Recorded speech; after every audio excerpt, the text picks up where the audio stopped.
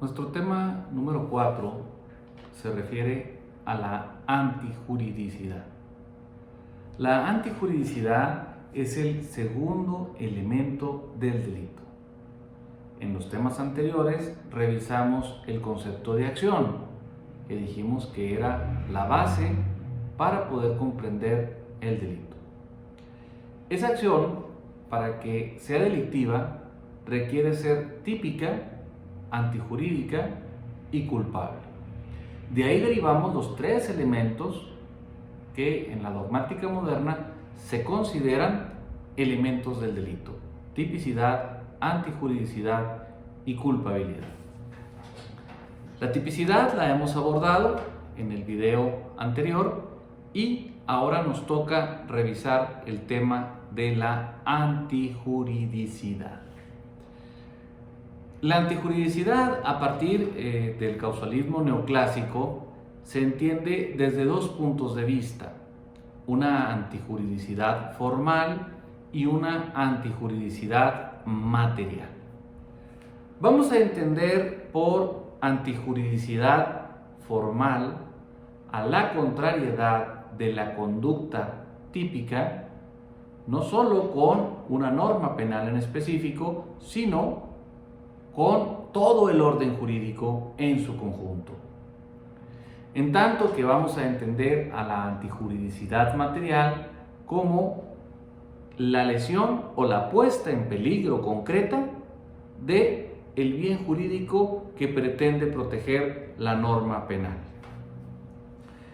La antijuridicidad formal implica que cuando el sujeto activo realiza su conducta típica, no solo va en contra de la norma penal en específico. Por ejemplo, si la conducta que estamos analizando es que Juan mata a Pedro, esta conducta, este ejercicio de una finalidad, evidentemente es contraria a la norma penal contemplada en el artículo 123 del Código Penal del Estado de Chihuahua, que establece el tipo de homicidio: al que priva de la vida a otro se le impondrán de 12 a 25 años de prisión. Ya hemos explicado anteriormente que una norma penal se compone de un tipo penal, supuesto normativo, y una amenaza de pena. En este caso, el tipo penal dice al que prive de la vida a otra persona. Y la amenaza de pena es de 12 a 25 años de prisión. Y la norma penal subyacente nos dice: se prohíbe matar, no mates. De tal forma que cuando Juan mata a Pedro, pues su conducta va en contra de el artículo 123 del Código Penal, que establece la norma que prohíbe matar. Sin embargo, si Juan mata a Pedro porque Pedro lo iba a matar y Juan se defendió de la agresión de Pedro y por eso lo mató, pues vamos a encontrar que su conducta sigue siendo contraria al 123. Por eso es típica. No obstante, no será contraria al orden jurídico en su conjunto, porque vamos a encontrar en la fracción cuarta del artículo 28 del Código Penal una causa de justificación que se denomina legítima defensa. Y la legítima defensa es una norma que se encuentra dentro del orden jurídico y que le permite a Juan incluso matar si es para defenderse, cumpliendo con los requisitos que veremos más adelante, establece para que se actualice la legítima defensa. Encontramos pues ahí una conducta que es contraria a la norma penal en específico, 123 del Código Penal, y no obstante no es contraria al orden penal en su conjunto. Por antijuridicidad material, decíamos, vamos a encontrar aquellas conductas que efectivamente por lo menos ponen en un peligro concreto, no solo en abstracto, un peligro en concreto al bien jurídico que se pretende proteger. De tal forma que si hay una conducta que es típica incluso antijurídica formalmente, pero no lesiona ni pone en peligro en abstracto al bien jurídicamente protegido, podremos considerar que no existe antijuridicidad material. Y aquí, por ejemplo, podemos hablar de un tipo penal que se establece en el artículo 329 del Código Penal de Chihuahua, que establece que será típica la conducta cuando alguien utilice una placa automóvil que no fue expedida por la autoridad correspondiente para ese vehículo.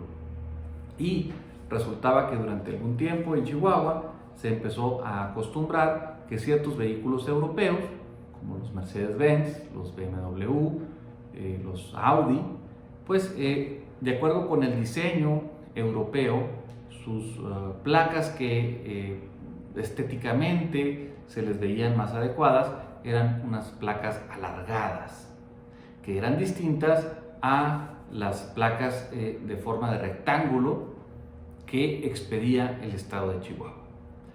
Pues bien, encontramos pues que podía darse una conducta en la cual una persona va a la agencia, adquiere su vehículo, saca sus placas legales, que son rectangulares, su tarjeta de circulación, su permiso correspondiente, inscribe en el registro vehicular a su nombre el vehículo, paga sus derechos vehiculares, sus impuestos, sus derechos por esa circunstancia. Sin embargo, manda a hacer con otra persona una placa alargada que tiene los mismos números de identificación, las mismas letras, la misma clave que le fue asignada por la autoridad.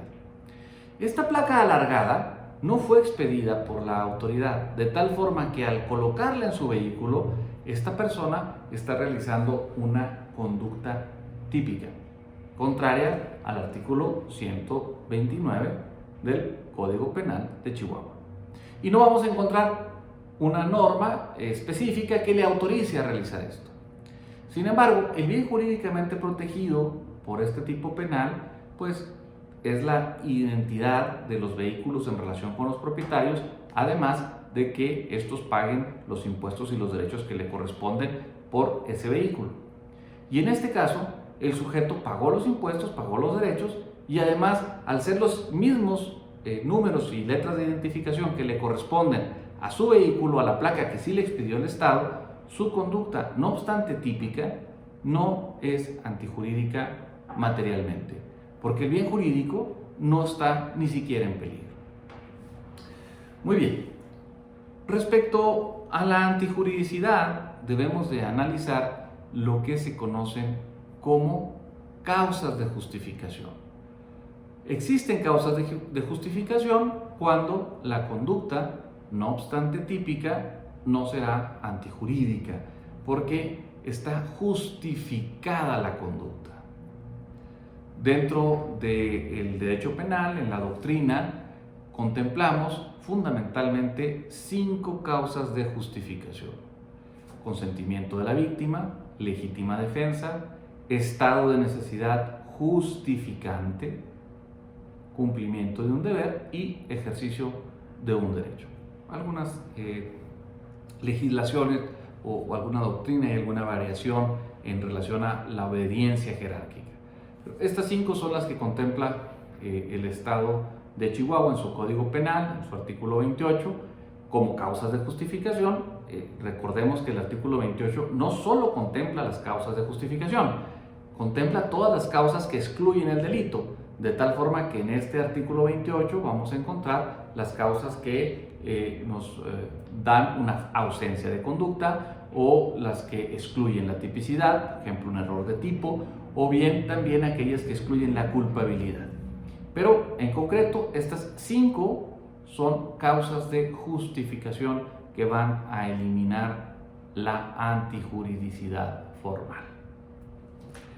Empecemos con el análisis de la primera de ellas, que es el consentimiento de la víctima. Cuando el titular del bien jurídico consiente que ese bien jurídico sea lesionado, entonces encontramos que la conducta será típica, pero no será antijurídica y por lo tanto ni siquiera hay injusto penal, menos aún se dará el delito. Pero para que este consentimiento sea válido para excluir la antijuridicidad, se tienen que cumplir ciertas características o ciertas condiciones. La primera de ellas es que el bien jurídico sea disponible. No todos los bienes jurídicos son disponibles. La propiedad es disponible, por ejemplo. Sin embargo, la vida, la integridad corporal, la salud, no necesariamente son disponibles. Yo no puedo autorizar, por lo menos en la legislación del Estado de Chihuahua, que alguien me prive de la vida y decir, la persona que me privó de la vida es que yo contaba con la autorización de la víctima para hacerlo. Eso no está permitido en nuestra legislación. Sin embargo, yo sí puedo autorizar o permitir que una persona, por ejemplo, derrumbe un inmueble mío, la construcción de un inmueble, y yo lo autorizo. Él va a realizar un daño, un deterioro en esa propiedad, pero con mi autorización. O bien, también puedo autorizar que para que se me haga una operación quirúrgica que yo requiero para mejorar mi salud en algún aspecto, pues el médico realice una incisión, que es una lesión en mi cuerpo, para poder realizar esa operación. De tal forma que la primera característica es que el bien jurídico sea disponible. Luego, la segunda característica para que se actualice esta causa de justificación es que quien autoriza la lesión al bien jurídico, siendo titular, esté en ese momento facultado para poder autorizar esa lesión al bien jurídico. No estaría yo facultado, por ejemplo, a que se derrumbara una casa de mi propiedad si yo la tengo rentada. Entonces, no pudiera yo vulnerar los derechos del arrendatario cuando está vigente el contrato de arrendamiento y decir, bueno, es que la casa es mía y yo autoricé que estos trabajadores de demolición vinieran y la derrumbaran, porque la casa es mía. Sí, pero nada más que yo tenía también un contrato de arrendamiento que amparaba o garantizaba los derechos del arrendatario, de tal forma que yo no podía libremente disponer de mi casa para que fuera destruida. Y por último, este consentimiento debe de ser expreso o tácito. La fracción tercera del artículo 28, que es la que contempla esta causa de justificación, plantea también la hipótesis de la presunción del consentimiento. Y pensemos fundamentalmente en el caso en el que hay una persona que llega lesionada, inconsciente, a un hospital y para poderle salvar la vida o para poder mejorar su salud es necesario hacerle una intervención quirúrgica. Y en ese momento no hay nadie que esté disponible para otorgar el consentimiento, ningún familiar cercano, algún apoderado legal y por supuesto la propia víctima está inconsciente. De tal forma que si el médico toma la decisión de realizarle alguna incisión, alguna operación, incluso alguna amputación para salvarle la vida, y cuando despierta esta persona dice, oye, yo hubiera preferido morir a que me cortaran una pierna, y entonces tú realizaste una conducta típica de lesiones, doctor, y por lo tanto, como yo no te otorgué el consentimiento, debes de asumir las consecuencias de este delito. Esto no sucede así, porque el médico estaría amparado por esta presunción de consentimiento de la víctima, porque es lógico suponer que una persona prefiere perder la pierna a perder la vida.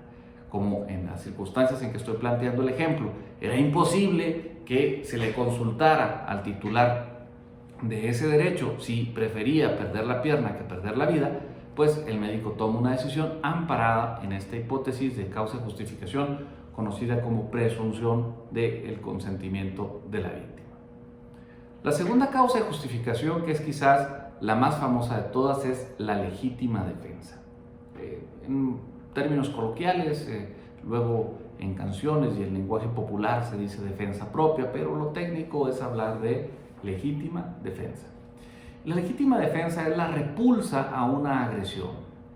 Esa agresión debe de ser actual o inminente, debe de ser ilegítima y debe de ser real. Es decir, el que lesiona el bien jurídico, amparado en la legítima defensa, se está defendiendo, está repeliendo una agresión. Es víctima de una agresión original sobre la cual ejerce una reacción para defenderse. Pero no basta con que la agresión que repelo cumpla con estas características, sino que además hay un elemento subjetivo, y es que mi finalidad al repeler la agresión es proteger bienes jurídicos propios o ajenos. La ley establece en lo que es la fracción cuarta del artículo 28 de nuestro Código Penal otros requisitos para que se actualice la legítima defensa. De entrada, nos pide que esa agresión no hubiera podido ser fácilmente evitada. La ley nos dice, si puedes huir, huye, en lugar de confrontar violentamente a tu agresor. No lo dice con esas palabras, pero dice que si puede ser fácilmente evitada, entonces debemos de optar por evitar la agresión. También nos dice que nuestra repulsa debe ser proporcional, racional. Esto quiere decir que si alguien me ve con una espada, pues yo no puedo contestar o repeler esa agresión con un cañón. Debe de haber una proporcionalidad entre la forma en que yo me defiendo, que yo repelo la agresión, y la intensidad de la agresión. Por otra parte, el que se defiende no debió haber provocado la agresión. Si hay una provocación, ya no se actualiza la legítima defensa. Y por último, también el daño que iba a ocasionar esa agresión no debe ser fácilmente reparada por medios legales. Todas estas son características que debe de cumplir la legítima defensa para que cuando se actualice no se dé el elemento del delito antijuridicidad. También esta fracción cuarta, al igual que la fracción anterior que hablaba del consentimiento, plantean una presunción de legítima defensa y establece este párrafo de la fracción cuarta que cuando nosotros encontremos a una persona en circunstancias que revelen la posibilidad de una agresión, por ejemplo el escalamiento de nuestra casa o adentro de nuestro negocio, pues en estos casos se va a presumir que existen las condiciones de la legítima defensa. Debemos distinguir la legítima defensa como tal de esta figura que genera una presunción legal, que es la presunción de legítima defensa.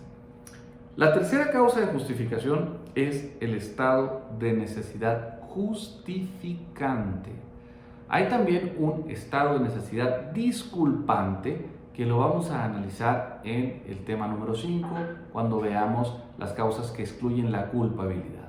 Pero ahora nos toca hablar del estado de necesidad justificante, que consiste en que una persona sacrifica un bien jurídico para salvar otro bien jurídico, pero este otro bien jurídico es de mayor valor.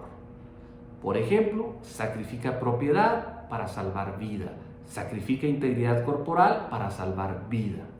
Este sería un estado de necesidad justificante.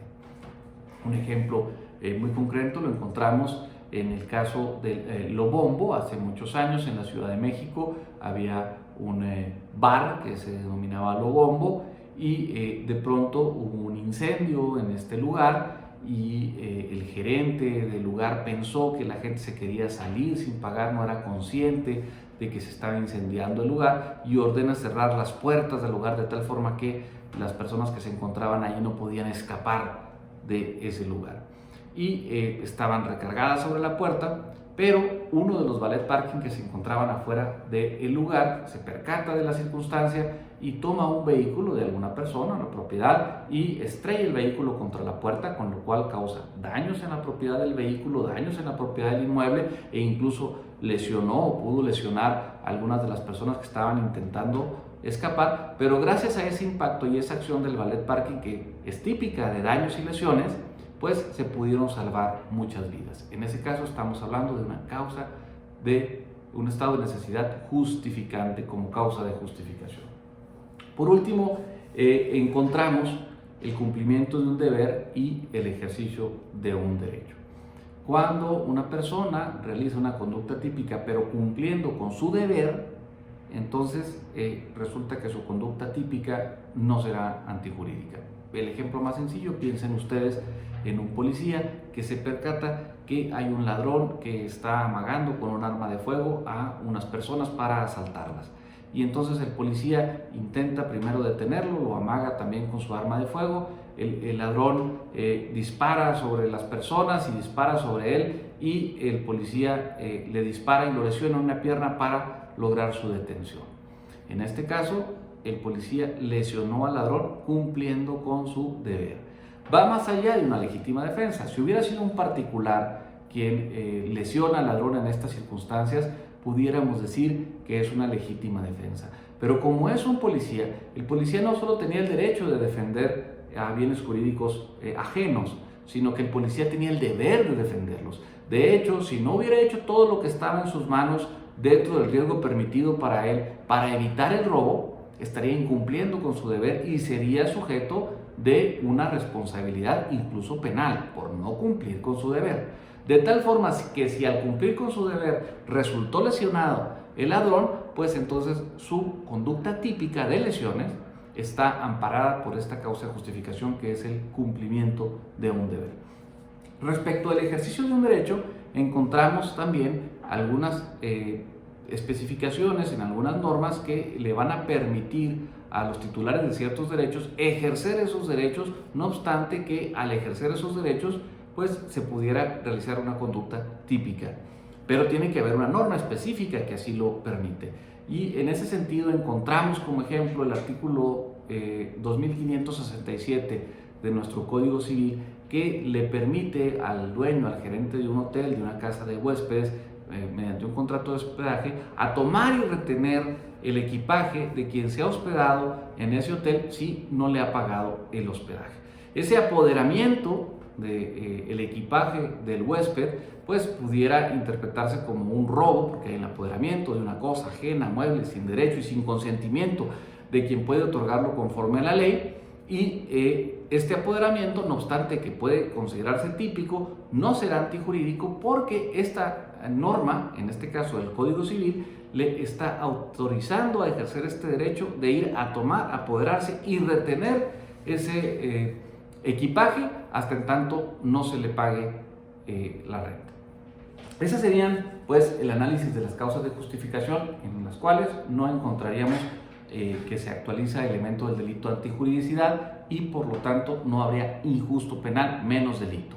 Y para terminar, como reflexión, en el tema número 1 les habíamos hablado de una pintura de un pintor urbano que es conocido como Bansky, y aquí en la computadora tengo otra pintura de este pintor. Y si alguno de ustedes ya se tomó la molestia, tuvo la oportunidad de investigar sobre él, pues es alguien que no pide permiso para ir a hacer pinturas sobre las propiedades de otras personas, por los cuales en algunos países, porque ha puesto algunas de estas pinturas en diferentes ciudades del mundo, pues es incluso perseguido por la policía.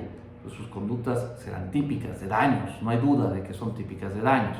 El planteamiento que les quiero dejar como inquietud, porque les hemos dicho que el derecho penal no son matemáticas y tiene mucho que ver en el criterio y el planteamiento subjetivo de quien interpreta la norma, es que en nuestro criterio estas pinturas, que son consideradas por la comunidad cultural mundial como obras de arte, a Bansky no se le considera simplemente como a Bansky no se le considera como un grafitero normal, sino como un artista, y al poner sus pinturas en edificios públicos, al poner sus pinturas en edificios privados sin el consentimiento del propietario, vamos a encontrar conductas típicas. Pero en nuestro criterio, y aquí seguramente como es un tema novedoso puede haber criterios encontrados, consideramos que no hay antijuridicidad, y la falta de antijuridicidad la podemos resolver con dos figuras. La primera es que en muchas ocasiones ese edificio, ese pedazo de pared, en lugar de perder valor con ese deterioro a su pintura, pues al estar plasmada una obra de arte en esa propiedad adquiere mayor valor, ¿sí? Incluso ha habido casos en los cuales los propietarios de estas paredes, de estos edificios, cortan la pared y la venden como obra de arte. Es decir, que en lugar de que se haya deteriorado, que se haya lesionado la propiedad, Por el contrario, se incrementó su valor y no se deterioró, sino que al contrario, se mejoró el bien jurídico que era la propiedad del propietario de esta pared. Pero otra alternativa de solución que planteamos para este caso en particular, las obras de Bansky, es que se puede dar a nuestro criterio una causa de justificación en un estado de necesidad justificante. Porque sacrifica propiedad, pero lo hace en aras de un bien que en este caso particular consideramos que es superior, que sería el arte, la cultura y la difusión de la libertad de expresión. Por supuesto que algunos pudieran pensar, entonces cualquier grafitero está expresándose, ejerciendo su libertad de expresión y debe de prevalecer. No, en el caso particular de este pintor hay un reconocimiento cultural de que es en realidad un artista y por lo tanto al plasmar estas pinturas en estas propiedades está dejando obras de arte porque hay un consenso en la comunidad cultural de que así sucede. Por supuesto, el tema será opinable, no todos necesariamente tendrán que estar de acuerdo con nuestro criterio, pero se los dejo como una inquietud, fundamentalmente con esta intención didáctica de que ustedes investiguen hechos concretos, den sus propias opiniones y pueda hacerles más interesante el derecho penal, que a veces en su abstracción es demasiado complicado y tenemos que concretizarlo a dilemas propios de la vida diaria para poder determinar cuando estamos en presencia de una figura, como en este caso de un estado de necesidad justificante. Pues bien, con esto terminamos nuestro tema número 4, que es la antijuridicidad.